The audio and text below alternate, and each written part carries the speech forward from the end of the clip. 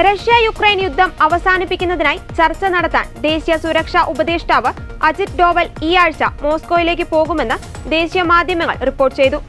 കഴിഞ്ഞ 2 മാസത്തിനിടെ പ്രധാനമന്ത്രി നരേന്ദ്രമോദി റഷ്യയും യുക്രൈനും സന്ദർശിക്കുകയും വ്ളാഡിമിർ പുടിൻ, വ്ളാഡിമിർ സെലൻസ്കി എന്നിവരുമായി കൂടിക്കാഴ്ച നടത്തുകയും ചെയ്തു.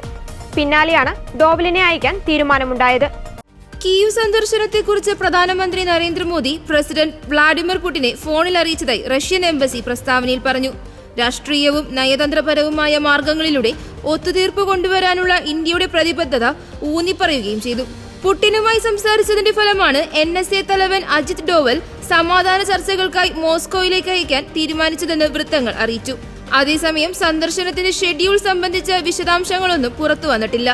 റഷ്യ യുക്രൈൻ സംഘർഷത്തെക്കുറിച്ച് മോദിയും പുടിനും ഫോണിൽ സംസാരിച്ചെന്ന് പ്രധാനമന്ത്രിയുടെ ഓഫീസ് അറിയിച്ചു. സംഘർഷം അവസാനിപ്പിക്കാനും സ്ഥിരവും സമാധാനപരവുമായ പരിഹാരം കാണാൻ പ്രായോഗികവുമായ ഇടപെടലിന്റെ പ്രാധാന്യം മോദി വ്യക്തമാക്കിയെന്നും PMO പുറത്തിറക്കിയ പത്രക്കുറിപ്പിൽ വ്യക്തമാക്കി. റഷ്യ യുക്രൈൻ സംഘർഷം മൂർച്ഛിക്കുന്ന സാഹചര്യത്തിലാണ് ഡോവലിന്റെ സന്ദർശനം. റഷ്യ നടത്തിയ വൻ വ്യോമാക്രമണത്തെ പ്രതിരോധിച്ചതായി യുക്രൈൻ അറിയിച്ചിരുന്നു.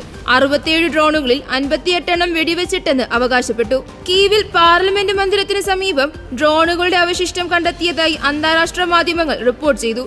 അതേസമയം ഏതാനും ദിവസം മുമ്പ് യുക്രൈന്റെ പടിഞ്ഞാറൻ നഗരമായ ലിവിവിൽ റഷ്യ നടത്തിയ വ്യോമാക്രമണത്തിൽ കനത്ത നാശമുണ്ടായി. റഷ്യയുടെ വ്യോമാക്രമണത്തിൽ 3 കുട്ടികൾ ഉൾപ്പെടെ 7 പേർ കൊല്ലപ്പെട്ടു. 40-ലേറെ പേർക്ക് പരിക്കേറ്റെന്നും 50-ലേറെ കെട്ടിടങ്ങൾക്ക് നാശനഷ്ടമുണ്ടായെന്നുമാണ് റിപ്പോർട്ട്.